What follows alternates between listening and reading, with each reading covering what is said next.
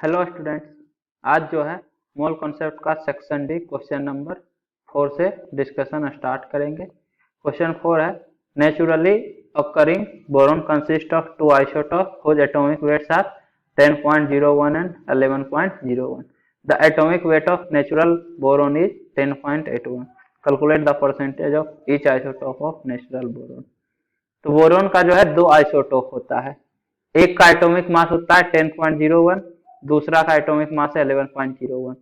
तो natural boron का atomic weight आता है इतना, मतलब एवरेज एटॉमिक मास दिया हुआ है 10.81। तो आपको बताना है कि इन दोनों आइसोटोप का परसेंटेज कंपोजिशन क्या होगा।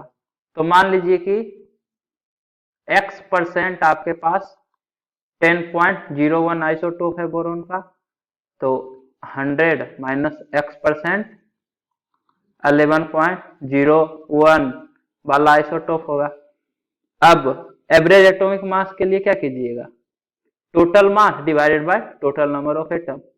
मान लीजिए कि 100 एटम है टोटल, तो 100 एटम में x एटम होगा 10.01 वाला और 11.01 वाला होगा 100 माइनस x एटम, क्योंकि 100 का x% x ही होता है। सिमिलरली 100 का 100 माइनस x% 100 माइनस x ही होता है। तो x एटम है 10.01 और 100 माइनस x एटम है 11.01। तो मास कितना होगा 10.01 into x plus 11.01 into 100 minus x. ये टोटल मास हो गया divided by total number of atom. 100 atom आप माने थे तो 100 से डिवाइड कर दीजिए, यही एवरेज एटॉमिक मास होगा। आप 100 की जगह कुछ भी मान सकते हैं, 200, 300, 50 एटम, उसके अकॉर्डिंग परसेंटेज भी डबल ट्रिपल होते जाएगा। अगर 200 एटम मानिएगा तो x% होगा 200 का 2x। सिमिलरली 100 माइनस x% होगा 2 इंटू 100 माइनस x। तो नंबर ऑफ एटम डबल हो गया दोनों आइसोटोप का, और टोटल नंबर ऑफ एटम भी डबल हो गया। तो 2 टाइम्स होगा, 2x होगा, यहाँ भी 2 होगा और यहाँ 200, तो 2 कैंसिल आउट होके यही बनेगा फाइनली। तो आप कुछ भी मानिए, कोई फर्क नहीं पड़ता है। इसका वैल्यू 10.81 आना चाहिए, 10.81। अब आप इसको कैलकुलेट कीजिए, तो 10.01x plus 1101 minus 11.01x equal to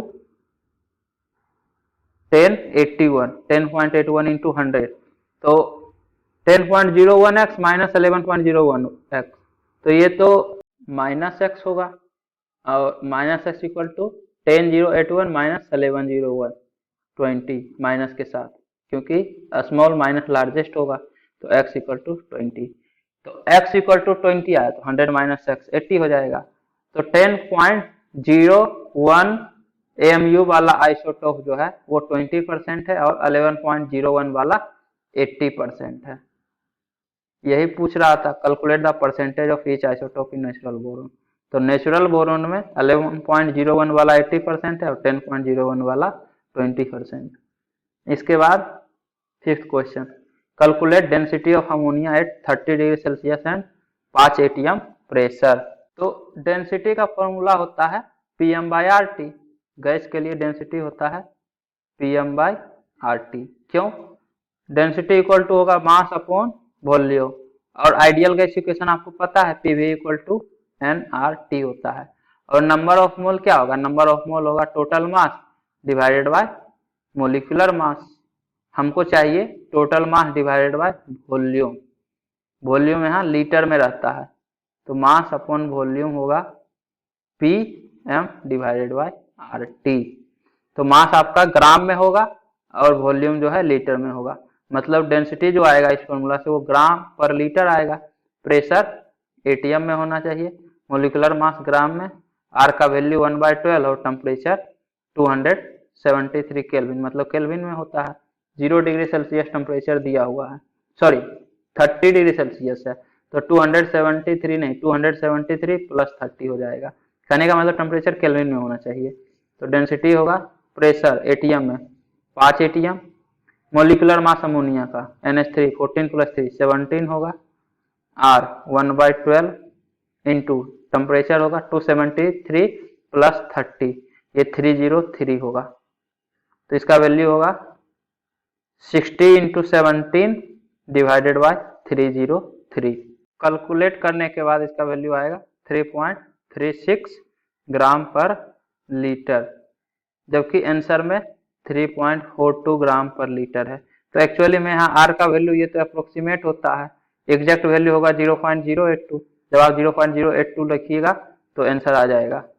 तो 0.082 यहाँ जब लिखिएगा तो 5 × 17 डिवाइडेड बाय दिस × 303 एग्जैक्ट 3.42 ग्राम पर लीटर आएगा। अप्रोक्सीमेशन के कारण इतना आ रहा है। एक्चुअली में हम जब जेईई का प्रिपरेशन कर रहे थे तो उस टाइम सब्जेक्टिव क्वेश्चन तो था नहीं और ऑप्शन इतना क्लोज रहता नहीं था, तो काम चल जाता है 1/12 से भी अब।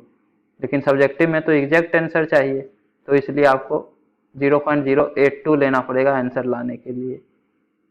इससे भी कीजिए, कहने का मतलब आपको बस मेथड पता होना चाहिए कि क्वेश्चन आएगा तो किस तरह से करेंगे। आंसर लाना तो टारगेट है नहीं, मेथड सीखना है, क्योंकि एग्जैक्ट यही क्वेश्चन तो आने वाला नहीं है। आपको बस तरीका पता होना चाहिए कि किस तरह से इस टाइप का क्वेश्चन होता है। इसके बाद 6th क्वेश्चन है 3.7 gram of A gas at 25 degree Celsius occupied the same volume as 0.184 gram of hydrogen at 17 degree Celsius and at the same pressure. What is the molecular weight of the gas? तो जितना volume 0.184 gram hydrogen 17 degree Celsius पे occupy करता है, अगर pressure same हो तो उतना ही volume किसी गैस का 3.7 ग्राम अगर आप लीजिएगा 25 डिग्री सेल्सियस पे, तो उतना ही वॉल्यूम ऑक्यूपाई होगा। इस गैस का मोलिकुलर मास क्या होगा ये आपको बताना है। ये अननोन गैस है, इसका मोलिकुलर मास पता नहीं है। हाइड्रोजन H2 गैस, तो H2 गैस का मोलिकुलर मास होता है 2 ग्राम। एक हाइड्रोजन का वेट है 1 ग्राम, तो ग्राम मोलिकुलर मास होगा 2 ग्राम। तो नंबर ऑफ मोल कितना होगा H2 का? अगर 0.184 ग्राम H2 गैस है तो number of mole of H2 हो जाएगा 0.184 डिवाइडेड बाय 2। अब मान लीजिए कि प्रेशर जो है P है, दोनों गैस का सेम प्रेशर पे बोल रहे हैं ना, कि प्रेशर सेम होना चाहिए, बस टेम्परेचर जो है हाइड्रोजन का 17 डिग्री सेल्सियस और अननोन गैस का 25 डिग्री सेल्सियस है। तो वॉल्यूम ऑक्यूपाइड बाय हाइड्रोजन हो जाएगा PV, volume equal PV equal to nRT होता है, तो V इक्वल टू होगा nRT बाय P। तो वॉल्यूम ऑक्यूपाइड बाय हाइड्रोजन हो जाएगा number of mole of hydrogen 0.184 divided by 2 into R का वैल्यू रहने ही दीजिए, R से R कैंसिल आउट हो जाएगा फाइनली, या फिर आप 1/12 लिख दीजिए। टेम्परेचर है 17 डिग्री सेल्सियस, मतलब 2733 + 17 केल्विन, तो टेम्परेचर है 290 केल्विन डिवाइडेड बाय प्रेशर, तो प्रेशर आप P मान लीजिए। तो वॉल्यूम ऑक्यूपाइड बाय H2 इतना है। अब अननोन गैस का 3.7 ग्राम है, तो number of mole of unknown gas कितना हो जाएगा? 3.7 divided by molecular mass of unknown gas, तो ये नंबर ऑफ मोल हो गया। तो volume occupied by unknown gas और volume occupied by H2 same होना चाहिए, बस volume occupied by unknown gas at 25 degree Celsius और volume occupied by H2 at 17 degree Celsius same होना चाहिए। तो वॉल्यूम ऑक्यूपाइड बाय H2 तो निकाल ही चुके हैं, तो ये तो राइट हैंड साइड हो जाएगा 0.184 into 290 R divided by 2P, और अननोन गैस का वॉल्यूम होगा N, number of mole unknown gas का है 3.7 divided by M, R as it is रहने दीजिए।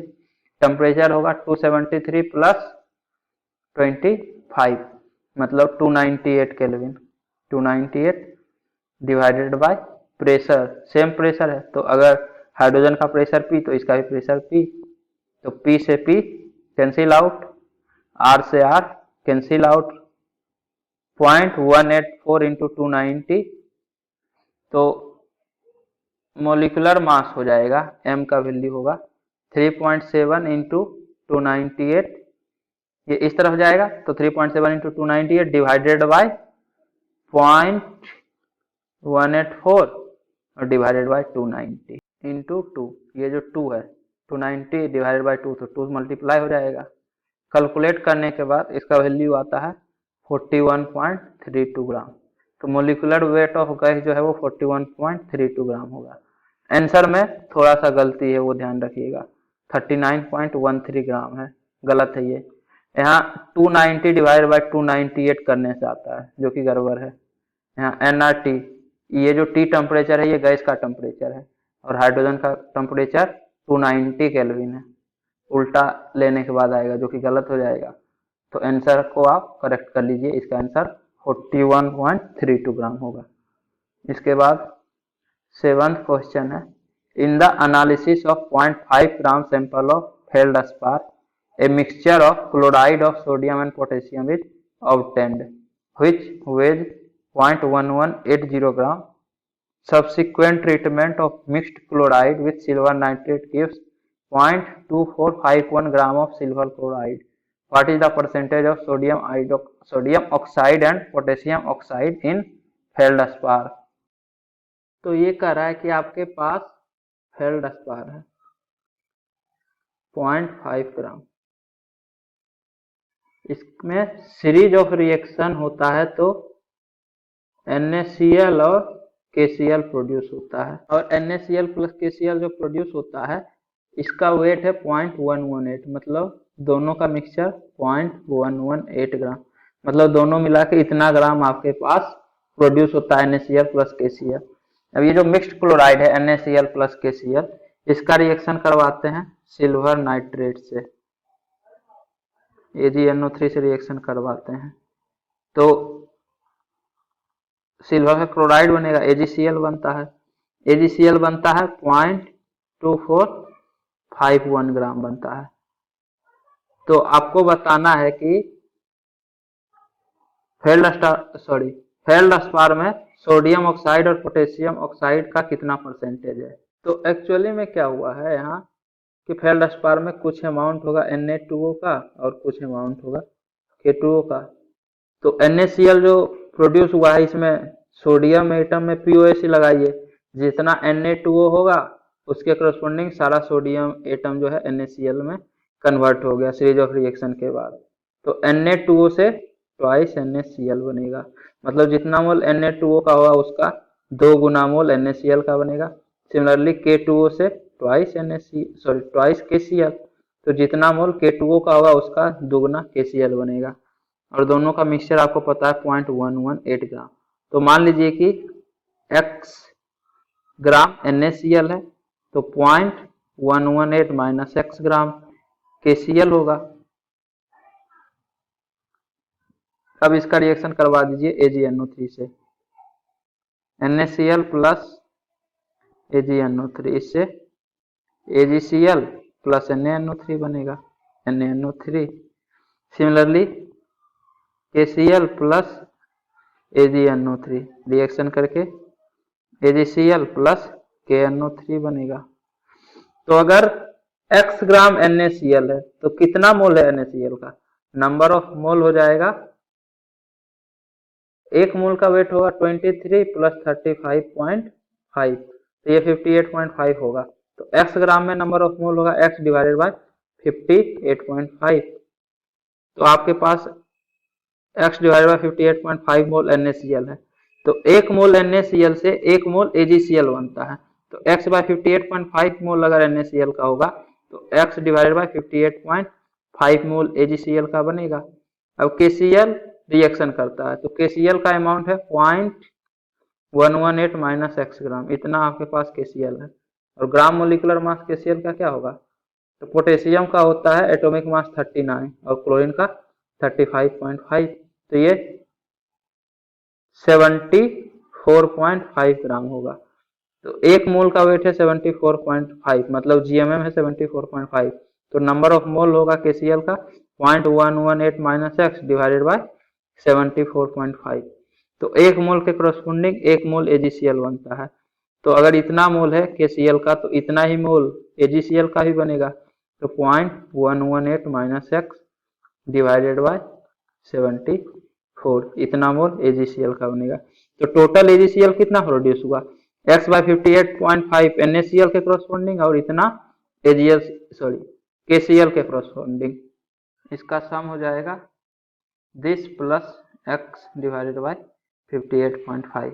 और आपके पास जो AgCl प्रोड्यूस हुआ है उसका वेट दिया हुआ है कि 0.2451 ग्राम सिल्वर क्लोराइड प्रोड्यूस हुआ है। तो number of mole of AgCl produce क्या होगा, 0.2451 divided bye gram molecular mass. तो ग्राम मोलिकुलर मास होगा 108 प्लस 35.5, तो 143.5 होगा।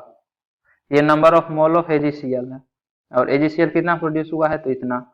तो x डिवाइडेड बाय 58.5 प्लस यहाँ 74.5 होगा, 74.5 plus 0.118 minus x divided by 74.5 equal to 0.2451 divided by 143.5। इसको जो है कैलकुलेट कीजिए, ये होगा 74.5x plus 0.118 into 58.5 minus 58.5x equal to 0.2451 divided by 143.5 into 74.5 into 58.5। ये न्यूमरेटर में आएगा ये दोनों, इसको इस तरफ लाके मल्टीप्लाई कर दीजिए, तो this equal to this into 74.5 into 58.5।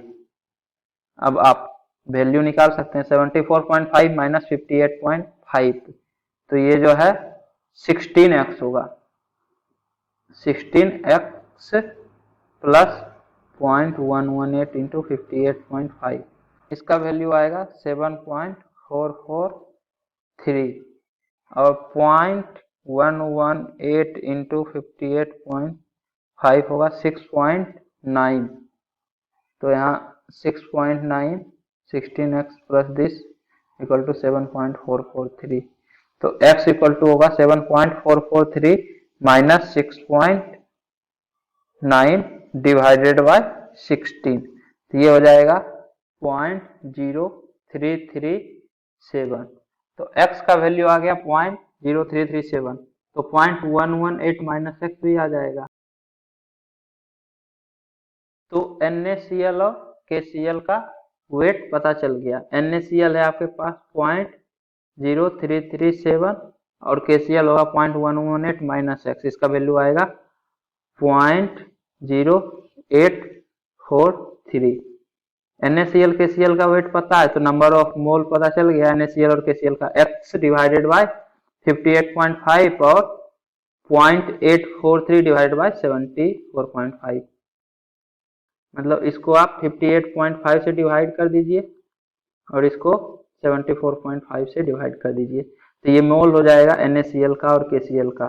और POAC से आप बता सकते हैं कि 1 मोल के करस्पॉन्डिंग 2 मोल NaCl बन रहा है, तो जितना मोल NaCl का होगा उसका हाफ मोल Na2O होगा। तो अगर 0.0337 डिवाइडेड बाय 58.5 इतना मोल अगर NaCl का है तो उसका हाफ मोल Na2O होगा, तो इसका हाफ Na2O है और Na2O का ग्राम मोलिकुलर मास होगा 23 इंटू 2 46 प्लस 16, तो ये जो है 62 हो जाएगा। तो 1 मोल का वेट है 62 ग्राम, तो इतना मोल का वेट होगा इतना इंटू 62, तो ये हो जाएगा 0.0337337 डिवाइडेड बाय 58.5 इंटू 1/2 इंटू 62 31, इतना ग्राम Na2O है।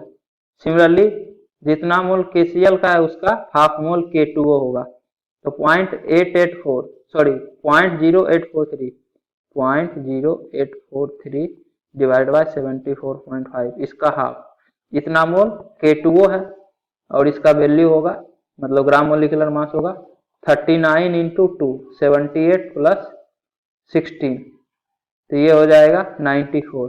तो 1 मोल का वेट है 94 ग्राम, तो इतना मोल का वेट होगा इतना इंटू 94, तो ये हो जाएगा 0.0843 डिवाइडेड बाय 74.5 इंटू 47, इसका वैल्यू आएगा 0.0179 ग्राम और इसका वैल्यू आएगा 0.0531 ग्राम। तो 5 ग्राम फेल्डस्पार में इतना ग्राम सोडियम ऑक्साइड है और इतना ग्राम पोटेशियम ऑक्साइड है। तो परसेंटेज ऑफ Na2O और परसेंटेज ऑफ K2O आप बता सकते हैं। परसेंटेज ऑफ Na2O होगा mass of Na2O divided by total mass of feldspar, तो 0.0179 divided by total mass 5 into 100, मतलब जितना मास है उसका 20 टाइम परसेंटेज होगा, इंटू 20 कर दीजिए इसमें, तो ये हो जाएगा अपॉन 1000, तो 179 इंटू 2 358 डिवाइडेड बाय 100, तो 3.58%। तो सोडियम ऑक्साइड है 3.58% और K2O होगा 0.0531 divided by 5, mass of K2O divided by mass of feldspar into 100, तो 0.0531 इंटू 20 करना पड़ेगा, तो इसका वैल्यू आएगा 10.62%। तो पोटेशियम ऑक्साइड है 10.62% और सोडियम ऑक्साइड है 3.58%। इसके बाद जो है अगले लेक्चर में क्वेश्चन नंबर 8 से डिस्कशन स्टार्ट करेंगे। तो उम्मीद करता हूं कि आपको ये वीडियो पसंद आई होगी। यदि आपको ये वीडियो पसंद आई है तो इसे लाइक करें, कमेंट करें और अपने दोस्तों के बीच शेयर करना ना भूलें। Thank you.